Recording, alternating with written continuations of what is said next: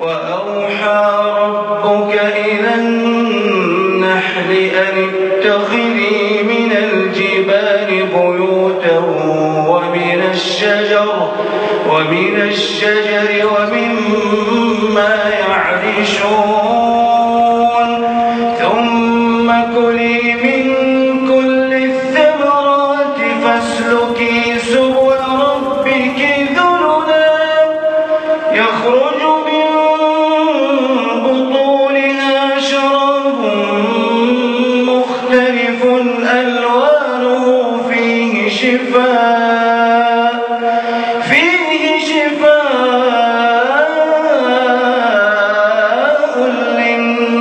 للناس إن في ذلك لآية لقوم يتفكرون.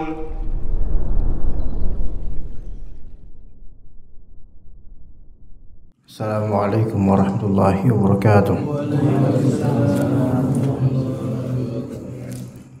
إن الحمد لله نحمده ونستعينه ونستغفره ونعوذ بالله من شرور أنفسنا وسيئات أعمالنا من يهده الله فلا مضل له ومن يضلل فلا هادي له أشهد أن لا إله إلا الله وحده لا شريك له وأشهد أن محمدا عبده ورسوله لا نبي بعده فإن أصدق الحديث كتاب الله وخير الهدي هدي محمد صلى الله عليه وسلم وشر الأمور محدثاتها وكل محدثة بدعة وكل بدعة ضلالة وكل ضلالة في النار. أما بعد, بإذن ta'ala wa bitaufiqi kita lanjutkan kajian kitab rutinan kita, kitab Risalah Ibn Al-Qayyim Al-Jauziyah rahimahullah ila ahadi ikhwani. Kita di fasal Al-Mashhad Ar-Rabi', yaitu persaksian yang keempat yang menjadi persyaratan agar salat kita itu benar-benar menjadi qurratu ain, yaitu Mashhad Al-Ihsan. Bagaimana kita berihsan dalam salat kita. Ihsan di sini yaitu an tusalliya ka'annaka tarallah. Engkau salat seolah-olah engkau melihat Allah Azza wa Jalla. Berposisilah dalam salat seperti orang yang salat sedang melihat Allah Azza wa Jalla. Fa in lam takun tarahu fasalli.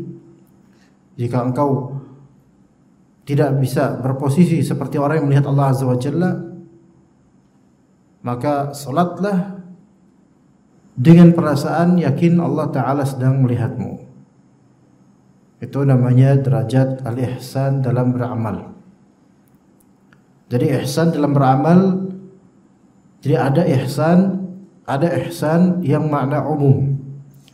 Segala perbuatan baik itu ihsan. Tapi ada ihsan yang bermakna khusus, yaitu melakukan suatu amal ibadah seperti melihat Allah Azza wa Jalla. Dan kalau tidak sampai ke derajat yang terpuncak ini, maka dia ke derajat yang kedua di bawahnya, yaitu tidak bisa itu, yaitu merasa Allah Ta'ala melihat dia. Jadi kalau seseorang beramal bukan berdasarkan karena dia itu seperti sedang melihat Allah, maksudnya seperti sedang melihat Allah, seperti orang yang berposisi di hadapan Allah langsung melihat Allah sehingga perfect gitu loh dalam beramal, nggak bisa seperti itu. Minimal yang kedua, yaitu dia merasakan yakin bahwa Allah Azza wa Jalla sedang melihat dia beramal. Tetap perfect insyaallah, namun lebih perfect yang pertama. Nah, kalau misalnya ada perasaan itu, maka itu masuk dalam derajat ihsan. Adapun kalau beramal tanpa ada perasaan seperti itu, yaitu udah beramal aja, ya terima amalnya, namun belum sampai derajat ihsan. Ya. Dan seseorang ketika sholat perasaannya beda-beda, antar jemaah ke jemaah lainnya, sampingan, berbeda kualitas perasaan, kadar keimanannya itu masing-masing berbeda. Bahkan seorang sendiri saja, diri pribadi saja, antar sholatnya dia itu bisa berbeda kualitasnya dari segi kadar keimanan, perasaan takutnya pada Allah, merasa diawasi oleh Allah Ta'ala, dan seterusnya. Itu kadang berbeda antara satu salat ke salat berikutnya. Boleh jadi ada seseorang yang salat di jemaah fardu jemaah, dia lebih khusyuk salat ba'diyahnya dibandingkan salat fardunya tadi. Lebih bertakwa di salat sunnahnya, sama-sama diterima oleh Allah Azza wa Jalla. Tapi kalau dilihat dari kualitas keimanannya dan kualitas ihsannya, bisa jadi lebih afdal yang salat sunnahnya dia. Itu mungkin. Itu sangat mungkin. Ya. Gitu. Maka perlunya masyhad al-ihsan, yaitu spesial ihsan ketika salat berposisi seperti orang yang salat di hadapan Allah langsung dan melihat Allah gitu. Sehingga tidak setitik pun dia lengah dari kualitas dan kebaikan salatnya, dan itu derajat yang tidak mudah. Ya. Atau dia berposisi seperti orang yang benar-benar merasa dia itu sedang dilihat Allah, diperhitungkan, diawasi, dan kemudian dicatat amalnya dan akan diganjari amalnya.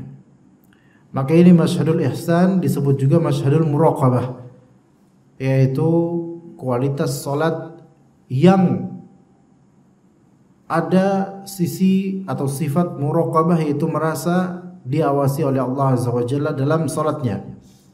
Wa huwa an ya'budallaha ka'annahu yarah, wa hadzal mashhad innama yansha'u min kamalil imani billahi wa asma'ihi wa sifatih. Yaitu dia beribadah kepada Allah seolah-olah dia melihat Allah Azza wa Jalla, dan persaksian ini, poin ini itu tumbuh dari mana? Dari kesempurnaan iman kepada Allah, iman kepada nama dan sifat-sifat Allah. Hatta ka'annahu yarallaha subhanahu fawqa samawatih. Hingga seolah-olah dia itu melihat Allah Subhanahu wa taala di atas langit-langit, yaitu melihat dalam arti melihat secara basirah, mata hati, dengan mengenal Allah taala melalui nama-nama dan sifat-sifatnya. Jadi bukan berarti seolah-olah engkau melihat Allah, yaitu engkau melihat Allah taala berwujud fisik seperti bentuk apa, enggak, bukan begitu, bukan. Yaitu seolah-olah engkau melihat Allah dengan ilmumu tentang Allah Azza wa Jalla, bahwasanya Allah Ta'ala maha begini disebut nama-namanya apa yang ada pada nama dan sifat Allah Azza wa Jalla. Ya, semakin dalam ilmu seseorang tentang tauhid, akidah yang benar, asma dan sifatnya semakin dalam, maka semakin bisa untuk menggapai derajat ihsan versi ka'annaka tarah, seolah-olah engkau melihat Allah Azza wa Jalla.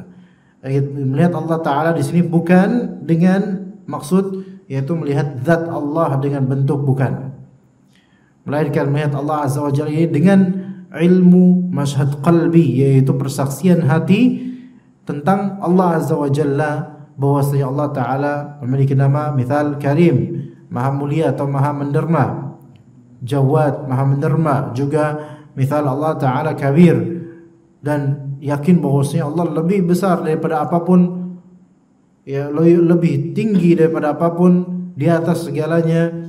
Dan juga Allah Subhanahu wa taala Khaliq, yaitu menciptakan segalanya, Razik, merezekikan segalanya. Dan dia ketika dia salat itu seolah-olah Allah Ta'ala ada di hadapannya, dengan dia melihatnya dengan ilmunya dan pengetahuannya, yaitu hamba ini melihatnya dengan ilmu dan pengetahuannya. Jadi masyhad yang ini membutuhkan ilmu dan fitrah. Mustawiyan ala arsyih, Allah Ta'ala beristiwa, bersemayam di atas arsy-Nya. Yatakallamu bi amrihi wa nahyihi, Allah Ta'ala berbicara dengan perintah dan larangannya. Wa yudabbiru amra al-khaliqati, Allah Subhanahu wa taala mengatur urusan seluruh makhluknya. Fayanzilul amru min indih, maka perintah pun turun dari Allah Azza wa Jalla. Perkara atau perintah, wa yas'adu ilaihi, dan urusan, segala urusan itu terangkat kepada Allah Azza wa Jalla. Wa tu'radu a'malu ibadi wa arwahuhum 'indal muwafati alaih, dan amalan-amalan hamba serta roh-rohnya itu akan dihamparkan ketika wafatnya, maksudnya dihadapkan kepada Allah Azza wa Jalla segala amal-amal dan roh-roh orang ini. Fayashhadu dzalika kullahu biqalbihi, dia menyaksikan itu semua dengan kalbunya. Jadi ketika salat yang dia fokuskan itu adalah tentang Allah Ta'ala, asma dan sifatnya, keindahan Allah Azza wa Jalla dengan asma wa sifatnya, dan juga tentang amal saleh dan amal-amal yang terangkat padanya dan hari kiamat nanti akan diperhitungkan semuanya. Itu yang akan dia fokuskan di salatnya. Ya. Wa yashhadu asma'ahu wa sifatih, dan dia menyaksikan nama-nama Allah dan sifat-sifatnya. Menyaksikan di sini bukan menyaksikan ada tulisan Ar-Rahman, dia saksikan dengan hati tulisan Ar-Rahman, bukan itu. Yaitu kandungan makna dari Ar-Rahman. Dan juga menyaksikan sifat-sifat Allah Azza wa Jalla, yaitu misalnya Allah Ta'ala memiliki sifat kasih sayang, rahmah. Allah memiliki sifat yaitu kepemilikan. Allah Ta'ala memiliki sifat kedermawanan, kebaikan, dan seterusnya. Semua itu sifat Allah, bukan berarti terus ada tulisan sifat Allah misalnya rahmah gitu, tulisan kita menyaksikan tulisan itu. Bukan itu. Jadi kita tidak sedang menyaksikan fisik atau bentuk atau apa, bukan. Melainkan kita menyaksikan makna dari apa-apa yang disebut nama Allah Ta'ala dan sifat-sifatnya. Itu memerlukan ilmu, bukan memerlukan yaitu kopas gambar, bukan. Memerlukan ilmu, belajar. Ya, wa yashhadu qayyuman hayyan sami'an basiran azizan hakiman amiran nahiyan. Dia menyaksikan Allah, dialah sebagai qayyum, sebagai yang senantiasa berdiri sendiri untuk mengurus seluruh makhluknya, itu qayyum. Jadi makna al-qayyum yang maha berdiri sendiri senantiasa mengurusi makhluknya, itu qayyum. Maka qayyum diterjemahkan seperti itu. Enggak bisa dengan diterjemahkan qayyum apa artinya berdiri, enggak bisa kayak gitu. Harus dengan tafsiran yang benar. Itulah pentingnya berbahasa Arab, agama ini dengan bahasa Arab, karena dengan bahasa Arab satu kalimat itu bisa disingkat dengan qayyum gitu saja untuk menerangkannya. Ya. Kemudian sebagai hayyan, yaitu yang maha hidup. Kemudian sebagai sami'an, yang maha mendengar. Dialah Allah Ta'ala sebagai basira, yang maha melihat. Azizan, yang maha perkasa. Hakiman, yang maha bijaksana. Amiran, yang maha memerintah. Nahiyan, yang maha melarang dengan segala perintah dan larangannya. Yuhibbu wa yubghid. Allah Subhanahu wa Ta'ala mencintai suatu hal dan juga membenci suatu hal. Allah memiliki sifat benci dan juga cinta. Sesuai dengan kehendak Allah Azza wa Jalla, mencintai segala kebaikan yang dia inginkan dan juga kesalehan, dan membenci sebaliknya. Wa yarda wa yaghdab. Allah Subhanahu wa Ta'ala juga meridai sesuatu dan juga membenci atau membenci sesuatu. Wa yaf'alu ma yasha. Allah Ta'ala maha berbuat apa yang dia inginkan. Wa yahkumu ma yurid. Dan Allah Ta'ala berhukum apa yang Allah inginkan, terserah Allah. Wa huwa fawqa 'arsyihi la yakhfa 'alaihi syai'un min a'malil 'ibad. Dan Allah Subhanahu wa Ta'ala di atas arsy-Nya tidak satupun dari amalan hamba yang luput dari pandangan Allah Azza wa Jalla dan pengetahuan Allah Azza wa Jalla. Wala aqwalahum, tidak pula perkataan-perkataan hamba-hamba itu Allah Ta'ala luput darinya, tidak sedikit pun. Wala bawatinahum, dan tidak pula wala bawatinihim, tidak pula batin makhluk, yaitu apa yang tersadur dari hati-hati mereka tanpa terucap dengan suara di lisan, tanpa tersuarakan, tanpa terceritakan, tanpa tertuangkan dengan tulisan, maka Allah Ta'ala tetap tahu apa yang ada di hati manusia. Wa asirru qawlakum wa ijharu bi innahu alimun bidzatis sudur. Allah Ta'ala mengetahui apa yang ada di dada makhluk. Maka seseorang ketika salat, dia tuh harus yakin bahwasanya Allah Subhanahu wa Ta'ala mengawasi dia, mengetahui sir, yaitu rahasia-rahasia dia yang dia rahasiakan, atau yang dia pengen ungkapkan ke Allah tapi dia enggak memiliki bahasa yang cukup untuk itu. Maka ketika sholat, dia Allah tahu apa masalah orang ini, apa yang orang ini inginkan darinya, itu Allah Maha tahu. Kalau nggak bisa berdoa dengannya, kalau tidak bisa apa yang bisa dia doakan tentang permasalahannya, dia bingung, maka kemudian dia sholat dan dia menyerahkan kepada Allah. Allah tahu apa maksud dia. Bal ya'lamu kha'inatal a'yuni wa ma tukhfis sudur. Bahkan Allah Subhanahu wa Ta'ala mengetahui mata-mata pengkhianat, mata-mata yang berkhianat. Para ulama berbeda pendapat mengenai makna kha'inatil a'yun. Namun di sini yang dimaksud bisa lebih condong mungkin wallahu alam, yaitu mata-mata yang mendelik melihat sesuatu yang haram dengan sekejap. ya, dengan sekejap, baik laki-laki maupun perempuan. Wa ma tukhfis sudur, dan apa yang disembunyikan dalam dada, itu Allah Ta'ala mengetahui itu semua, wahai orang-orang yang bersolat. Wa mashhadul ihsani aslu a'malil qulubi kulliha. Poin keihsanan ini itu adalah pokok atau asas atau asas dari semua amalan hati. Semua amalan hati itu diakari dengan al-ihsan, yaitu merasa Allah di hadapannya atau merasa Allah mengawasinya. Fa innahu, ketahuilah bahwasanya al-ihsan yujibul haya'a, mewajibkan, melazimkan adanya rasa malu pada Allah. Wal ijlal, pengagungan terhadap Allah. Wa ta'zim, membesarkan Allah Azza wa Jalla, mengagungkan Allah Azza wa Jalla. Wal khasyah, rasa takut pada Allah. Wal mahabbah, rasa cinta pada Allah. Wal inabah, keinginan untuk rujuk kembali kepada Allah Azza wa Jalla. Wa tawakkul, menyerahkan urusan kepada Allah Ta'ala. Wal khudu'a lillah, dan tunduk pada Allah Azza wa Jalla. Wa dhullalah, tunduk dengan menghinakan diri kepada Allah Azza wa Jalla. Itu jadi ihsan, ya. Kalau kita pengen ihsan pada Allah Azza wa Jalla, maka melazimkan adanya rasa malu, mengagungkan Allah, membesarkan Allah, takut pada Allah, cinta pada Allah, rujuk ingin kembali kepada Allah, tawakal pada Allah, tunduk pada Allah, menghinakan diri kepada Allah Ta'ala dengan penuh ketundukan. Wa yaqta'ul waswasa wa hadithan nafs, dan hal-hal seperti itu ketika terjadi ihsan pada kalbu kita terhadap Allah Azza wa Jalla, itu akan memutus bisikan-bisikan keraguan dan percakapan-percakapan jiwa.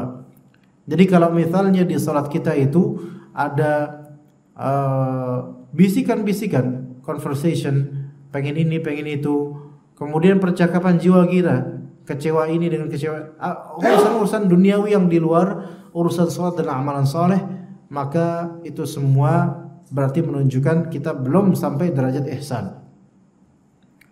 Minimal derajat ihsan itu kan engkau mengetahui bahwasanya Allah Ta'ala mengawasimu, maka dan mengawasi apa yang ada di batin kita, di hati kita. Maka kalau ternyata salat iya kelihatan khusyuk di luarnya, zahirnya kelihatan khusyuk karena memang sudah biasa salat, tapi di hatinya itu banyak sekali masalah-masalah yang menumpuk di hatinya, tidak dia keluarkan dulu sebelum salat, tapi dia pelihara, bahkan ketika salat makin dia pikirin tuh bisikan-bisikan itu.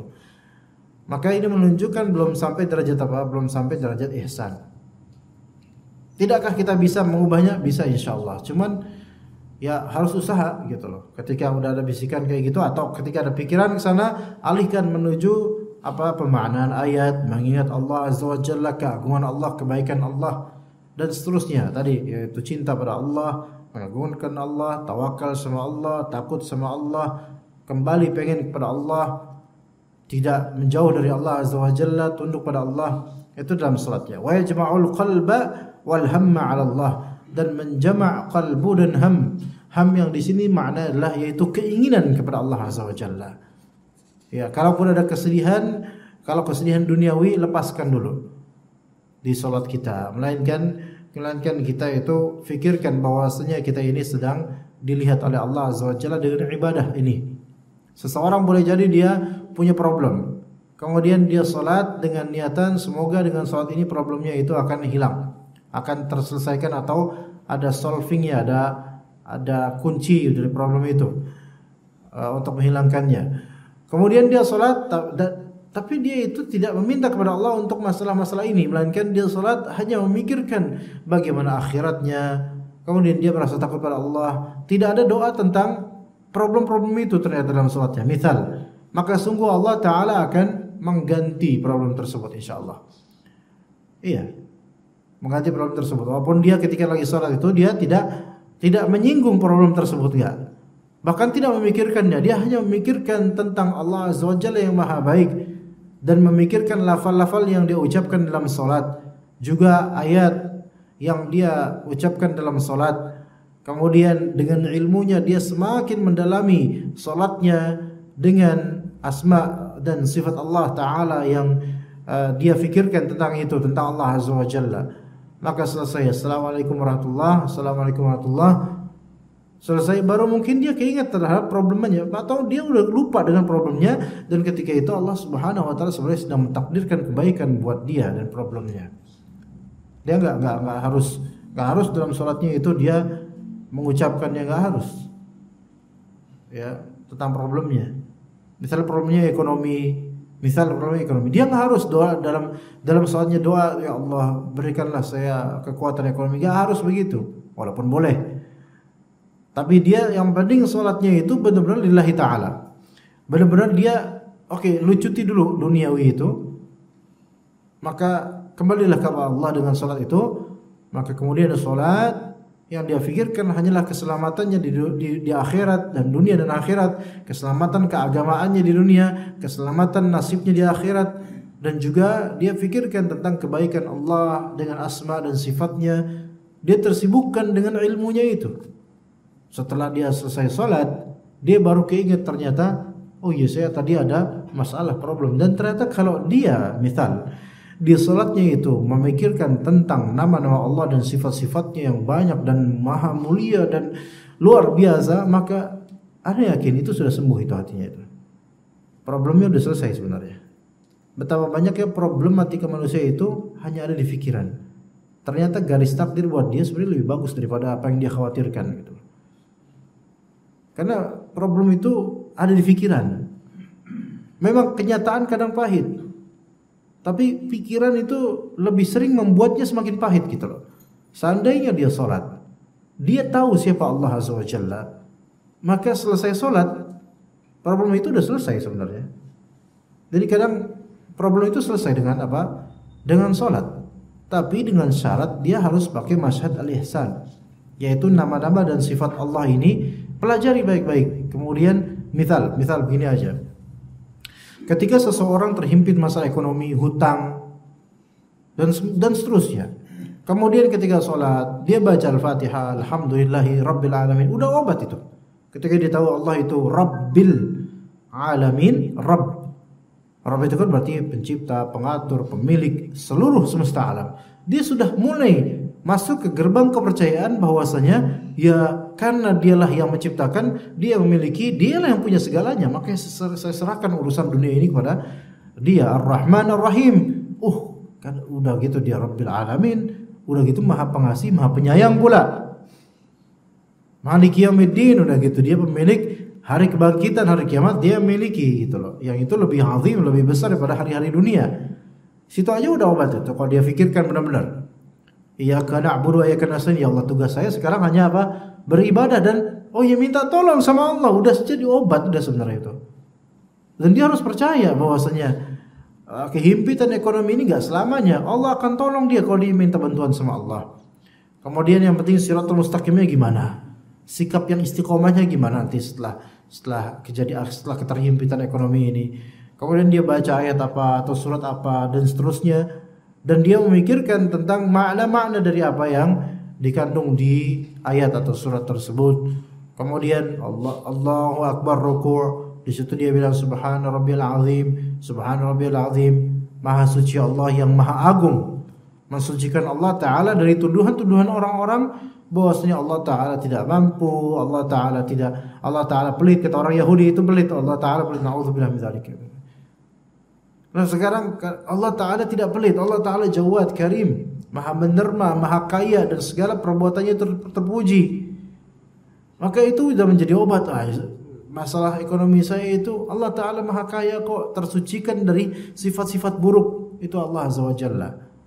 Ya, kemudian Sami'allahu liman hamidah, Allah maha mendengar pada orang yang memujinya. Kemudian kita memuji Rabbana walakal hamd.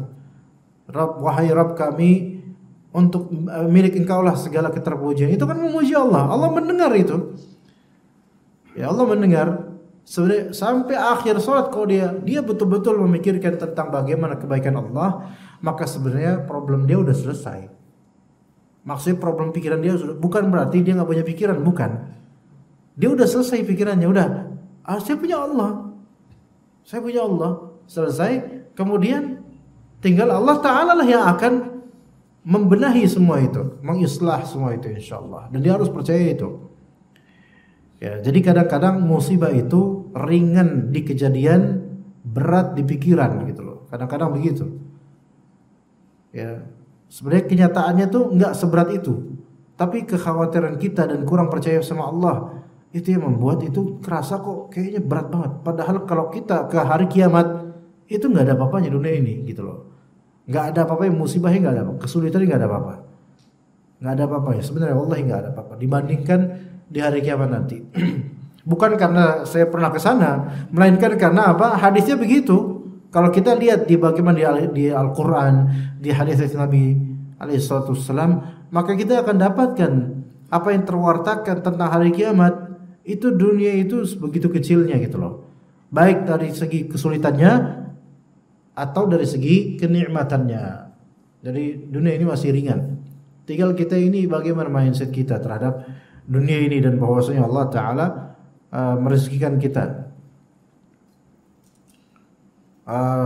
Kemudian fahadzul abdi minal qurbi minallahi ala qadri hadhihi min maqamil ihsan. Maka bagiannya hamba dari kedekatan dia kepada Allah itu sesuai kadar bagiannya dengan dari maqam ihsan ini, yaitu seberapa dekat hamba pada Allah, seberapa dekat dia pada Allah, itu sesuai dengan seberapa dia menerapkan ihsan ini dalam ibadah dan salatnya. Wa bihasabihi tatafawat as-salatu, dan dengan kadar ihsan itulah salat orang itu berbeda-beda, atau salat tiap perbuatan berbeda-beda, tiap salat itu berbeda-beda. Hatta yakuna baina salati ar-rajulaini min al-fadli kama baina as-sama'i wal ardi wa qiyamuhuma wa ruku'uhuma wa sujuduhuma wahidun. Sampai boleh jadi ada dua orang salat, tapi fadl dan keutamaan antara kedua orang ini yang sama-sama salat itu seperti langit dan bumi, jauh sekali, jauh. Itu padahal qiyamnya sama, dirinya sama, ruku'nya sama, sujudnya sama. Bahkan boleh jadi bacanya juga sama, salatnya sama, niatannya sama, salat sunnah atau salat fardu subuh misalnya sama, sampingan.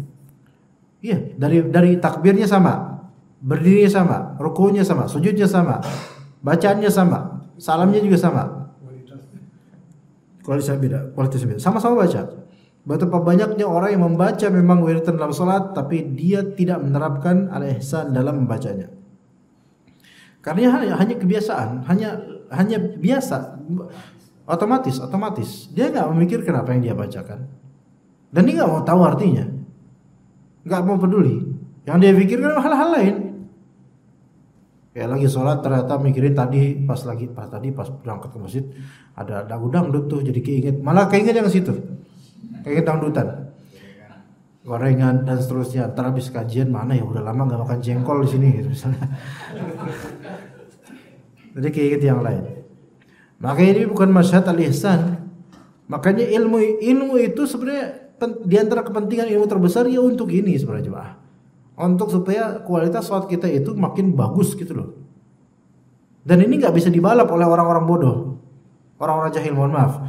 Orang yang jahil boleh jadi dengan kekayaannya dia bisa sedekah dan infak dan banyak, masya Allah. Tapi kejahilannya tidak bisa membeli khusyuknya dia akan sholat, nggak bisa.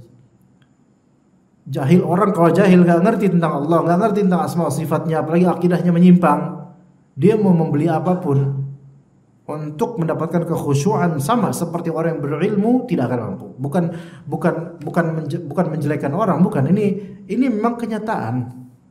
Ilmu yang saya maksudlah ilmu tentang tauhid yang benar, akidah yang benar tentang Allah, asma dan sifatnya. Ya, pada orang ini sesuai dengan akidah para nabi dan ahlu sunnah wal jamaah.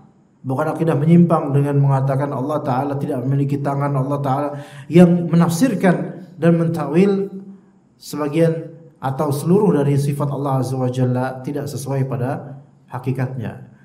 Ya, jadi akidah itu penting, akidah dan ilmu. Iya, boleh jadi orang yang akidahnya mungkin menyimpang, tapi dia bisa sedekah. dengan luar biasa tingginya sedekah apa nominalnya dan mungkin ikhlas.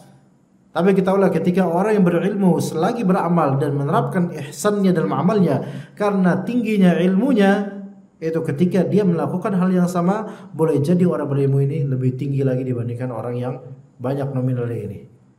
Sama-sama ikhlas, tapi kadar keikhlasan ini berbeda. Ketika kadar keikhlasan ini bukan semata-mata ikhlas, melainkan karena ada ilmu di balik itu dengan keikhlasannya, maka itu beda.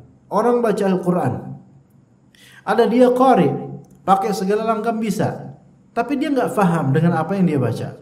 Dia faham tajwidnya, tidak begitu paham maknanya. Kalaupun paham maknanya, hanya global saja. Beda dengan orang yang faham maknanya lebih detail, lebih dalam. Itu kadarnya beda. Dan bisa jauh kadarnya. Padahal ayat yang dibaca boleh jadi sama.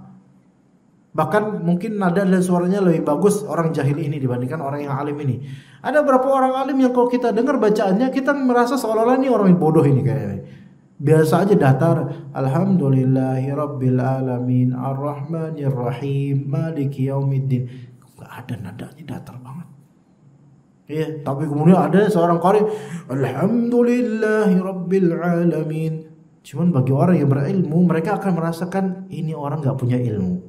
Memang bacanya Masya Allah, tapi ini orang gak punya ilmu. Bahkan kadang-kadang Allah Subhanahu wa Ta'ala akan melemparkan pada kalbu beberapa orang untuk mengetahui bahwa ini orang mungkin ria, ini orang gak benar, ini bisa dibuat suudzon sama orang lain.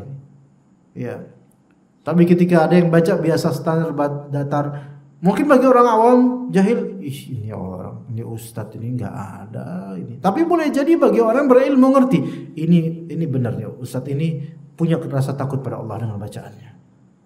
Iya, begitu jemaah sekalian. Jadi hati-hati dengan, tidak semua yang, nggak mesti kalau bacaannya bukan ayat yang kita hafal berarti ini pintarnya orang, berarti ini takut sama Allah. Nggak mesti. Kita kadang mendapatkan beberapa imam yang bacaannya tuh jauh, kita nggak hafal bacaan itu. Mungkin maksudnya jemaah umumnya nggak hafal bacaan itu. Ya. Jadi imam ini merasa aman dengan keawaman dan kebahlulan jemaah-jemaahnya gitu loh. Dia baca, padahal baca ngawur bisa ke ayat atau surat lain gitu loh. Jemaah sih nganut aja loh. Ini ustadz ini hebat ini, LC ini. Padahal nggak ngerti, jemaahnya ngerti. Taunya ini ustadz baca bagus, kemudian ada bagus, kemudian enggak kita paham nih, wah emang udah dah. Ini makomnya beda nih, makom keramat dia kayak ini. Udah beda ini. Hafalan udah di atas rata-rata. Tapi bagi orang berilmu, astagfirullahaladzim, ini bahaya ini orang ini. Dia caplok-caplok ayat, beda sini, nyambungnya jauh banget. Ini bahaya ini. Enggak ada yang tahu. Enggak ada yang tahu. Nah, terus kalau orang awam dibilang, orang yang berilmu ini bilang, ini kok imamnya seperti ini ya. Nanti orang awam bakal nyerang, ente aja ngiri sama dia gitu. Begitu. Ya. Jadi ilmu itu penting. Kalau misalnya ilmu tidak dipakai, ilmu dipakai namun tidak dengan rasa takut pada Allah Azza wa Jalla, jadi seperti tadi. Ya, boleh jadi bacaannya bagus Masya Allah, tapi ternyata enggak ada isi dari rasa takutnya. Enggak berbuat ihsan di sini.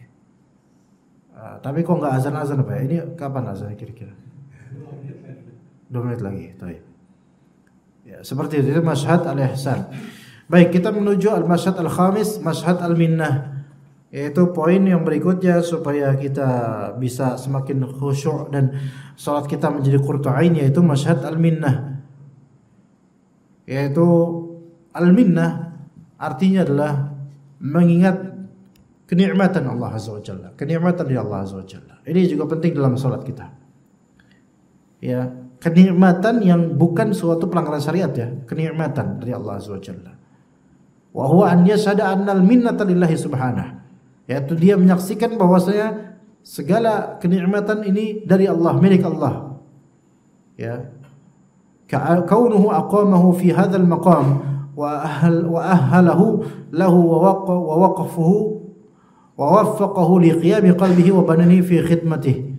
Yaitu dia melakukan berdiri dalam salat dan membuat dia bisa untuk melakukan salat ini dan diberikannya taufik untuk pada kalbunya untuk melakukan salat ini dan badannya untuk untuk berkhidmat kepada Allah dalam salat ini, itu dia menyaksikan bahwa ini semua adalah minnah dan ni'mah, karunia. Minnah itu karunia dari Allah Azza wa Jalla. Falaulallahu subhanahu lam yakun syai'un min dzalik. Kalau bukan karena Allah yang menyebabkan saya kayak gini, nggak mungkin saya bisa melakukan gini. Maksudnya kalau bukan Allah lah yang mentakdirkan saya begini, saya nggak bakal bisa sholat seperti ini. Misal, kama kana sahabatu yahduna baina yaday Nabi SAW. Ya. Baik, kita lanjut setelah sholat, setelah azan insyaallah. Baik, kita lanjutkan. Sebagaimana kata sebagian sahabat, wallahu laulallah mahtadaina wala tasaddaqna wala sallaina. Demi Allah, wallahi ya, laulallahu mahtadaina wala tasaddaqna wala sallaina. Demi Allah, sekiranya bukan karena Allah yang memberikan kenikmatan semua ini, kita tidak akan bisa mendapatkan hidayah. Kita tidak akan bisa mendapatkan hidayah kecuali karena Allah Azza wa Jalla. Wala tasaddaqna, kita enggak bakal bisa sedekah kayak gini kecuali Allah memberi hidayah pada kita untuk sedekah. Wala sallaina, tidak bisa kita salat kecuali karena Allah memberikan kita hidayah untuk salat. Seseorang ketika dia murah hati untuk sedekah, ringan tangan untuk menafkahi, itu senantiasa bukan semata-mata karena dirinya secara zat memang baik, bukan, melainkan diawali dari apa? Allah Ta'ala memberikan taufik dan membuka gerbang hatinya untuk mudah bersedekah atau berinfak atau menafkahi. Seseorang ketika dia memang rajin sholat, seperti jemaah sekalian insyaallah dan kita semua, itu rajin sholat ke masjid bukan semata-mata karena diri kita secara zat memang sudah baik, bukan, melainkan dari awali apa? Diawali dari taufik dari Allah Azza wa Jalla. Sekiranya Allah tidak memberikan taufik, maka kita sama dengan orang-orang yang enggak sholat, sama dengan orang yang enggak sedekah, sama dengan orang yang enggak beriman bahkan. Na'udzubillah min dzalik. Ya, maka enggak boleh seseorang itu merasa bahwa saya level imannya kemudian level amalnya itu lebih dari banyak orang kemudian itu karena saya, bukan. Bukan karena Anda. Karena man anta, siapa antum? Antum, kita hanya manusia yang diberikan oleh Allah Ta'ala, bahkan tanpa kita minta kita sudah jadi Islam sebenarnya. Tanpa kita minta kita sudah muslim dari kecil, alhamdulillah. Coba seketika masih di rahim, apakah kita pernah minta? Kita nggak tahu apa-apa. Tapi orang terlahir dari fitrah dan dari keluarga muslim, ya alhamdulillah itu. Itu aja udah luar biasa besarnya nikmat Allah Azza wa Jalla.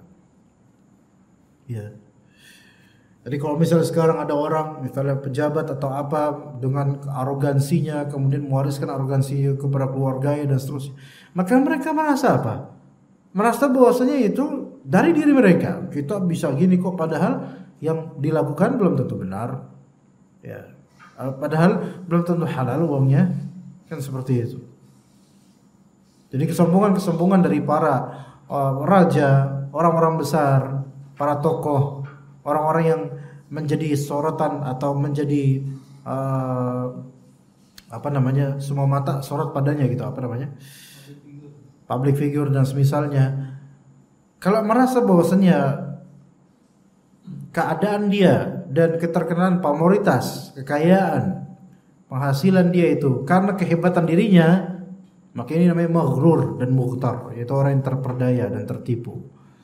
Tertipu oleh sesuatu yang salah, tertipu oleh sesuatu yang tidak benar, false, bukan. Yang benar adalah bahwasanya Allah mentakdirkan ini untuk Anda sebagai fitnah dan ujian buat Anda sebenarnya. Jadi ajaib kalau misalnya kamera seperti ini, jemaah sekalian, apa tujuan kita pakai kamera ini sebenarnya? Supaya orang tertarik untuk menikmati ilmu syar'i. Itu tujuannya.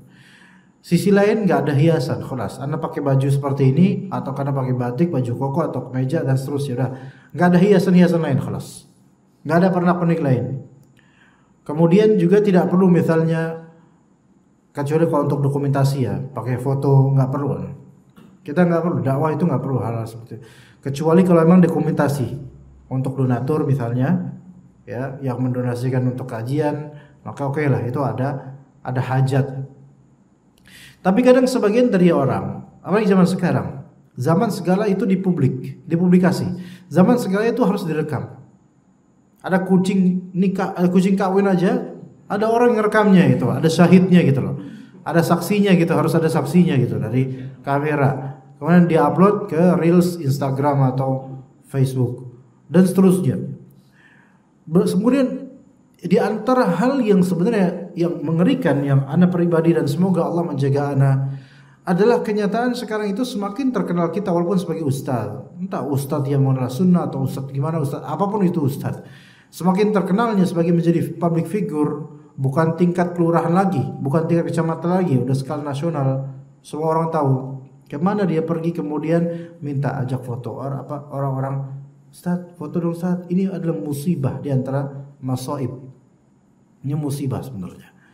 Ya, kemudian Ustaz jalan sedikit aja di bandara, tiba-tiba udah ada beberapa yang giniin, bukan selfie apa, ngerekam gini loh.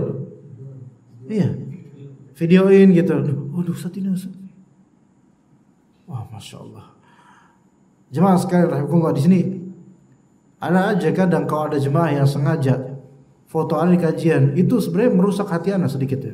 Kecuali bapak ini, kalau bapak ini memang sudah dari awal kita ngaji selalu dokumentasi Pak ya. Nggak ngerusak itu insya Allah udah tahu ya. Dan ana juga nggak peduli aja, memang udah dari dulu kayak gitu, nggak apa-apa. Tapi kalau ada beberapa di jemaah lain di masjid lain misalnya, tiba-tiba ada foto, entah apa tujuannya ya. Itu kadang-kadang itu membuat, kalau anda tahu ya, kalau anda nggak tahu anda nggak kelihatan karena kadang-kadang anda nggak pakai kacamata. Kalau anda tahu itu kadang-kadang hati anda jadi ini berubah sedikit gitu loh.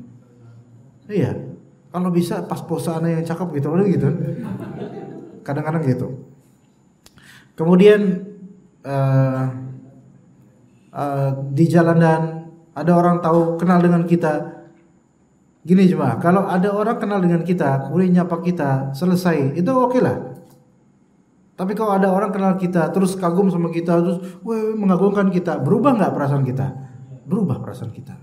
Ini bahaya sebenarnya, ini ujian yang besar. Makanya sebagian dari ustadz yang tegas gitu ya, ketika ada orang misalnya yang misal moto dia baik di jalan atau di kajian, jangan foto saya, jangan. Ada banyak kayak gitu ustaz beberapa.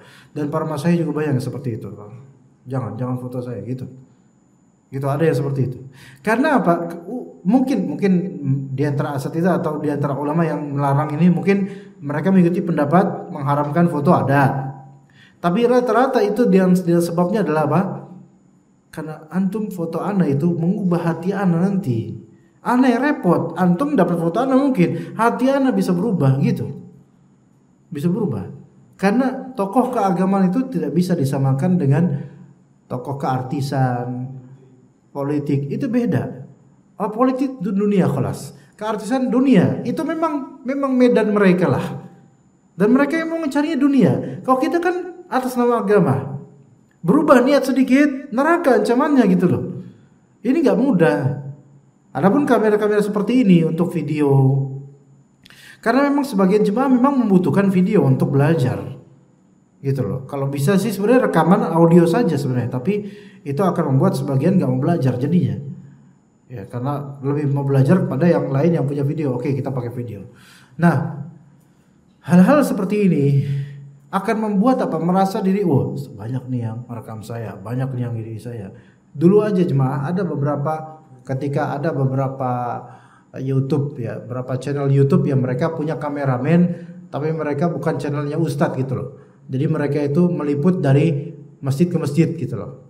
Kadang-kadang ada kajian dari majelis taklim ada kamera sendiri, dari tim ada kamera sendiri, dari YouTube ini datang juga untuk izin untuk merekam juga live dia. Dari ini ada juga, kadang dari sini ada tongsis, kemudian ada ini juga di sini. Wallahi itu merubah hati ana.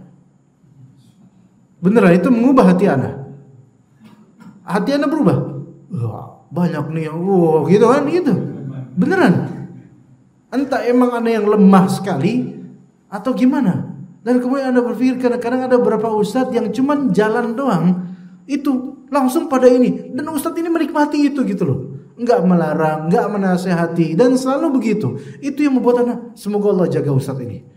Anda nggak tahu hati terbuat dari apa, tapi semoga Allah jaga. Anda nggak kuat dengan yang seperti, nggak nggak kuat berposisi seperti beliau-beliau ini, dan juga ngelihatnya pun nggak kuat. Dan yakin beberapa ustadz pun ngelihat yang seperti ini juga nggak kuat. Kenapa? Karena ini adalah musibah sebenarnya. Abdullah bin Mas'ud ya, ketika beliau ini Rasulullah udah wafat. Abdullah bin Mas'ud ketika Rasulullah wafat kan sahabat-sahabat Nabi otomatis menjadi para kiai gitu loh. Menjadi ulamanya kaum muslimin. Terutama Abdullah bin Mas'ud, salah satu ahli fikih yang terbesar di kalangan umat. Nah, ya Abdullah bin Mas'ud, beliau jalan, kemudian tiba-tiba ada beberapa tabi'in dan kaum muslimin, beberapa orang bercokol padanya gitu loh, deketin pada di samping beliau, di belakang beliau. Madza amrukum? Ada urusan apa kalian? La ya Ibn Mas'ud, enggak ada apa-apa. Kami cuma pengen ngikutin kamu doang. Apa kata Abdullah bin Mas'ud? Yaitu irji'u ruhu, yaitu pergi, pulang kalian semua. Fa innaha dzallatun littabi' wa fitnatun lil matbu'. Sesungguhnya yang seperti ini adalah kehinaan untuk para follower dan fitnah untuk yang di-follow. Ngerti enggak jemaah? Paham enggak di sini? Ini akan menjadi penghinaan untuk follower. Itu sebenarnya mereka orang yang terhinakan loh. Itu mereka follow ini, wow gitu kan, ngelulukan tokoh ini. Itu sebenarnya mereka itu rendah berarti gitu kan. Memuja ini merendah gitu loh. Ya. Wa fitnatun lil matbu', ini adalah fitnah, ujian berat buat orang yang diikuti. Apa sih maksudnya? Pengiringan seperti ini itu malah justru membuat hati itu rusak gitu loh. Dan jarang orang yang kuat gitu loh. Ria itu aja adalah seperti semut hitam di batu yang hitam di malam yang kelam. Itu susah, itu berat beneran. Iya. Tampil seperti ini bukan berarti nggak ringan, berat. Iya. Seperti itu jemaah. Ya kita mohon supaya semoga memang kalau memang beberapa asatidzah kita yang niatnya baik dan memang hatinya lembut mungkin jadi nggak bisa melarang-larang. Ya semoga Allah jaga hati mereka. Tapi Allah itu susah sekali, susah. Coba aja jemaah aja sekarang, jemaah aja masuk di sini jadi imam. Coba siapa di antara antum? Jadi imam sekali. Tadi antum jadi imam. Siapa jadi imam tadi? Udah pulang malah. Imamnya pulang. Misal di antara jemaah yang nggak biasa jadi imam sekali aja pak. Nggak apa-apa baca An-Nas, bahkan baca Al-Fatihah doang, terus ruku fadol deh. Apa rasanya? Deg-deg nggak? Waduh, deg-degan gitu. Iya, mau baca ayat kursi aja, amin. Terus mau baca ayat kursi, Allahu Akbar, langsung Allahu Akbar. Gak Allahu la ilaha illallah. Saking groginya. Syuf lihat orang bisa seperti ini karena grogi gitu loh. Namun kita di sini bisa belajar gitu loh. Masya Allah. Kalau kayak gini aja kita bisa dredeg, grogi dan khawatir diri kita, khawatir hati kita. Kita kadang berpikir gimana dengan orang-orang yang sudah biasa jadi imam. Ya kita memohonkan semoga dijaga oleh Allah. Tetapi betapa jarangnya orang yang tidak menjaga hatinya, tidak menjaga pergaulannya, gimana dia bisa dijaga oleh Allah Azza wa Jalla. Begitu. Ya, kita harus hati-hati dengan ujub ketika kita sudah sudah ditokohi atau sudah dianggap begini begitu. Ya begitu. Wallahu a'lam. Enggak ada pertanyaan kayak jemaah. Oh iya, ada pertanyaan. Ya.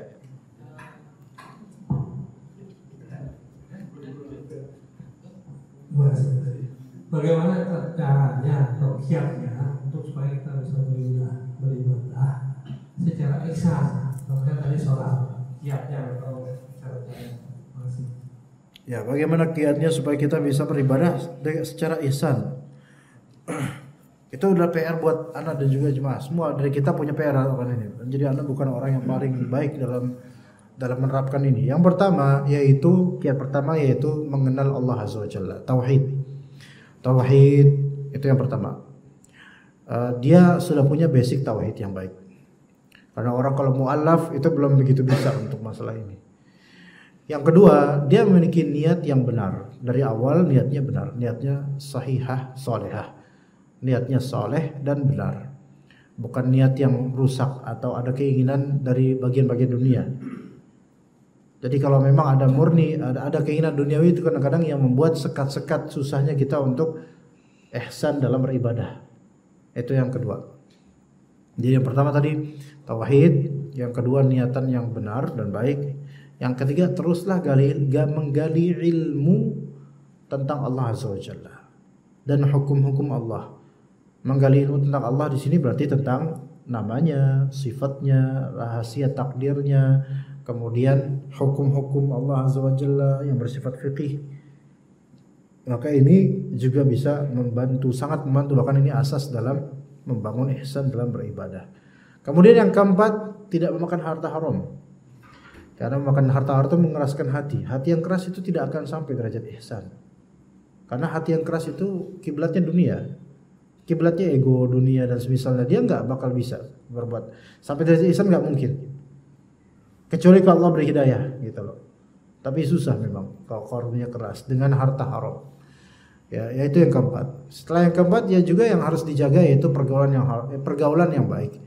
Karena pergaulan itu bisa mentaswis pikiran, bisa merusak pikiran. Ya. Kalau misalnya nih, misal kita mau sholat, ya, pas di antara azan dan iqamah, diajak ngobrol sama teman masalah dunia.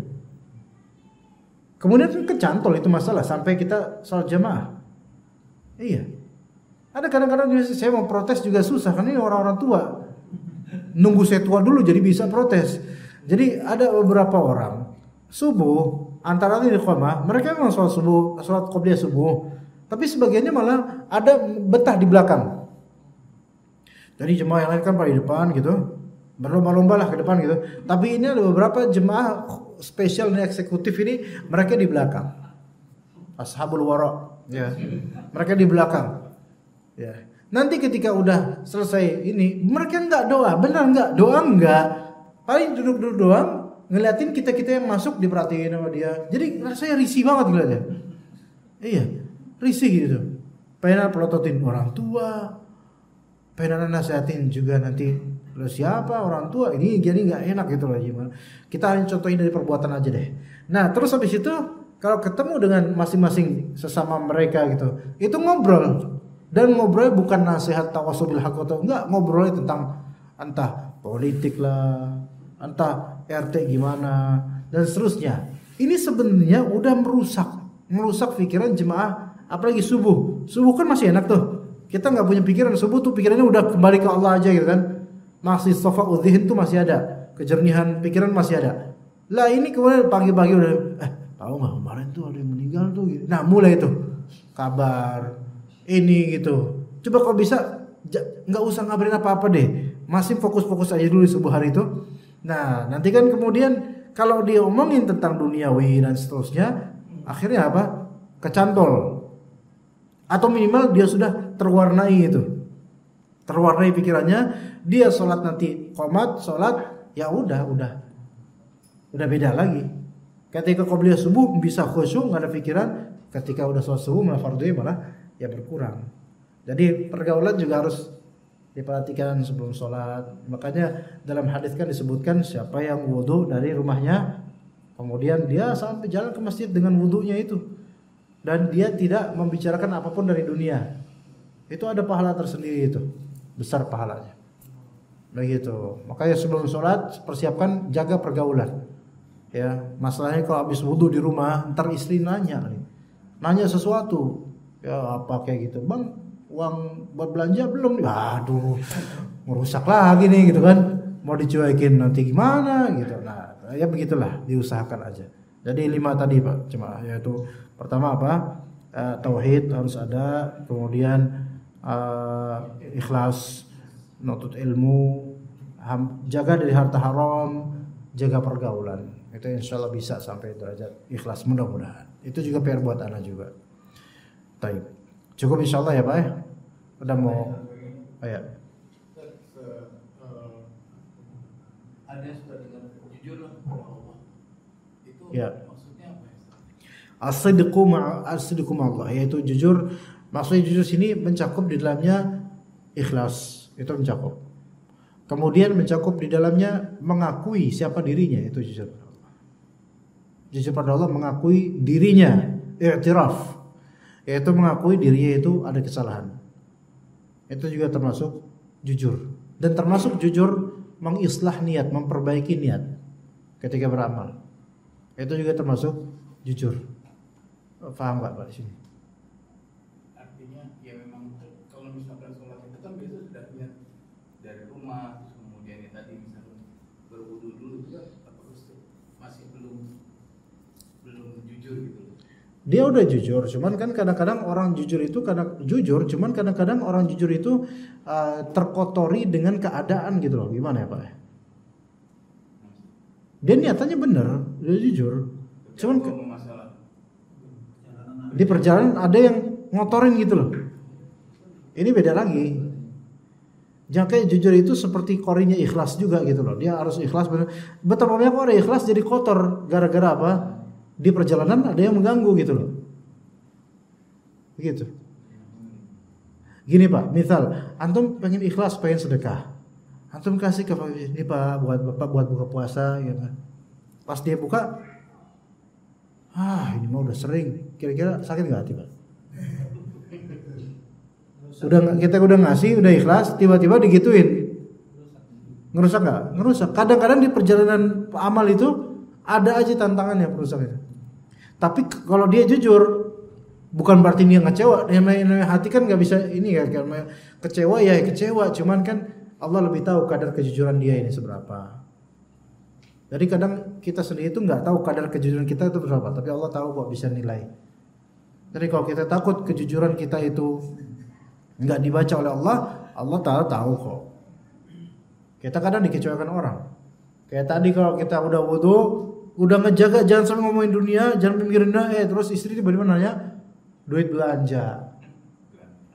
Berantakan. Lah pada waktu walaupun kewajiban kita sih memang. Ya tapi ya Allah tahu kok kalau kita jujur gitu loh. Begitu wallahu a'lam. Ya kita cukup sampai sini insyaallah. Sallallahu ala nabiyina Muhammad wa ala alihi wa sahbihi ajma'in. Subhanakallahumma wa bihamdika asyhadu an la ilaha illa anta astaghfiruka wa atubu ilaik. Assalamualaikum warahmatullahi wabarakatuh.